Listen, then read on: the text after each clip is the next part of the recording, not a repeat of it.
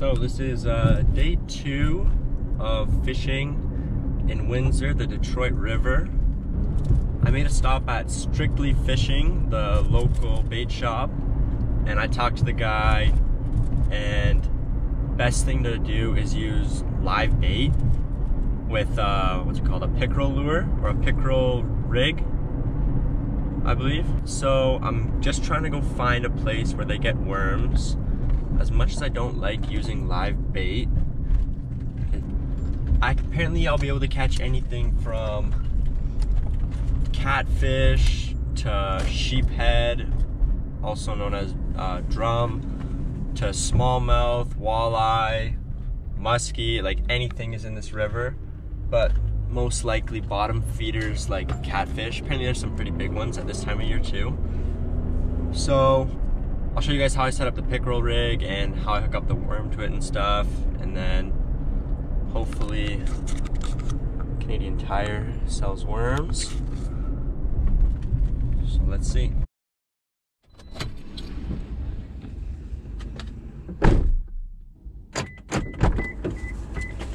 Got some worms? Oh, Jesus. We got some worms, and now we're gonna head to the same spot that we tried yesterday.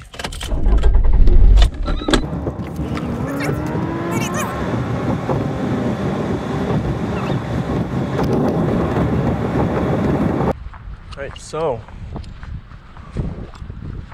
we are pulling up to the Detroit River.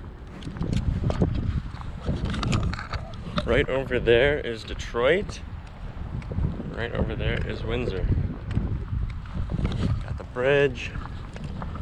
Now I see a nice spot to set up.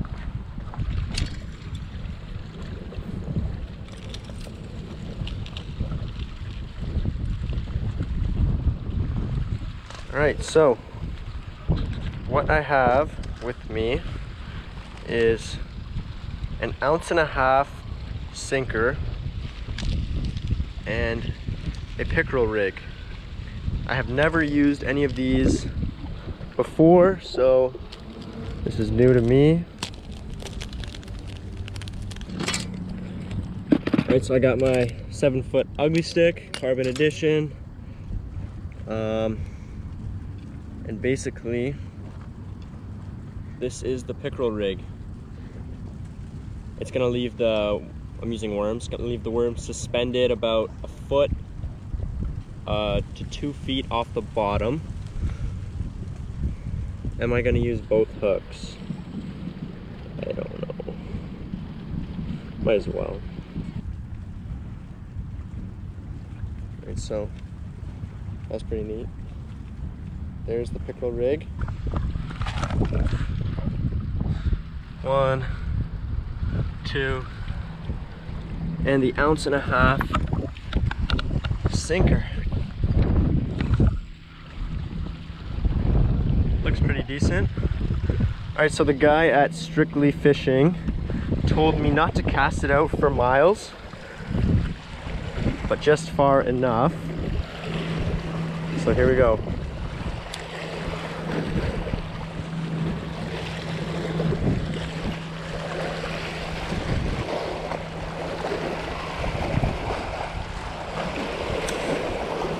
And now we wait. All right, we're pulling up to spot number 2 because spot number 1 sucked. All right, I've done all the talking. I've done all the what I'm using. I've done all the tips and stuff. Now, all I have to do is catch a fish. All right, cast number 1 at spot number 2.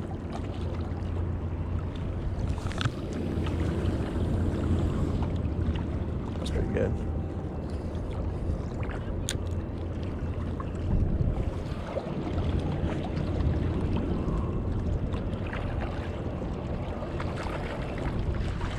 I already feel the current taking it. Let's let out some more line.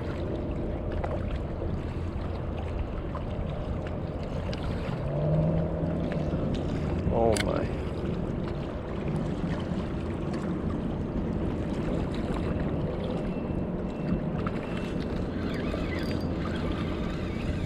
I have a fish. I have a fish. Let's go. First cast.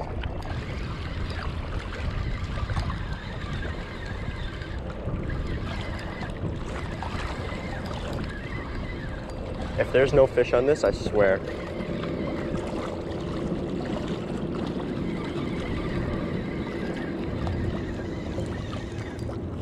Yeah, there literally has to be a fish on here.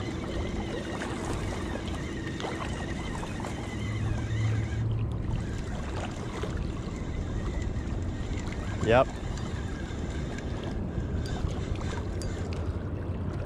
We caught one. That is the ugliest looking rock bass I've ever seen. We caught a fish in the Detroit River. Let's go. Ooh.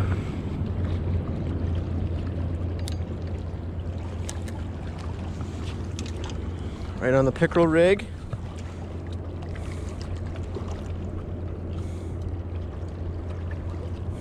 Nice.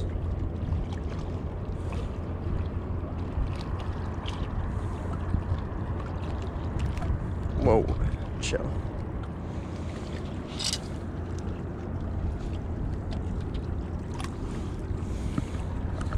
Look at that guy. You got some colors. Fat bastard. Oh my. Well.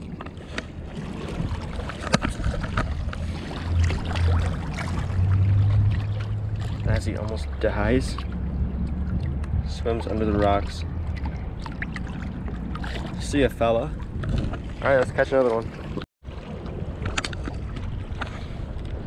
That was a fat rock bass.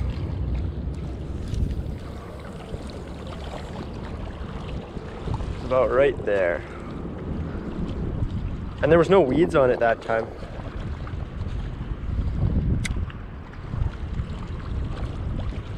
Well, we gotta let more. Basically what I'm doing is I'm just letting out my line until it stops like that. It means it's on bottom so that the current doesn't just drag it. And then you gotta have tight lines so you can feel the action on your hooks.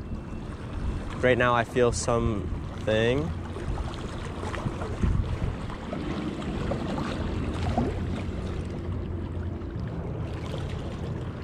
Fishing in like city like this, it's, I don't know. It's not calm. I can hear cars, trucks backing up. But it's fun. Oh wow, the current is so strong.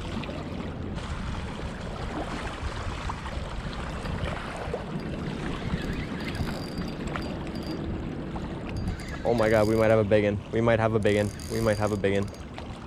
Oh, we might have a big one. Oh yeah, we got a big one. Oh my goodness. We got a big fish on. Holy.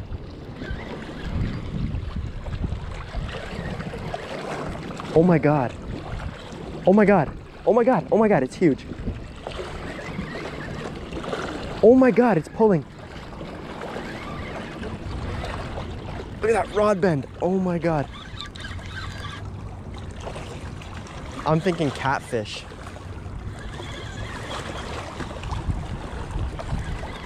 I think they're strong because of the current. Oh my goodness. Oh my goodness. Oh, he's off. He's off.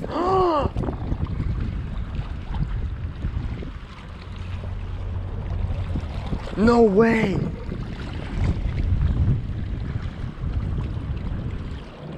He broke the line.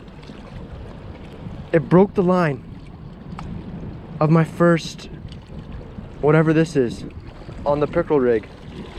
Oh my god. Oh my god. That was huge. That was so big. Oh my god.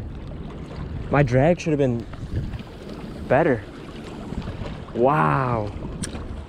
Here's just a quick example of how this Pickerel Rig actually works. So what would happen would be you cast it out, it will sit on the bottom like this, and your lures or worms will be dangling like 1 foot and 2 feet above the surface.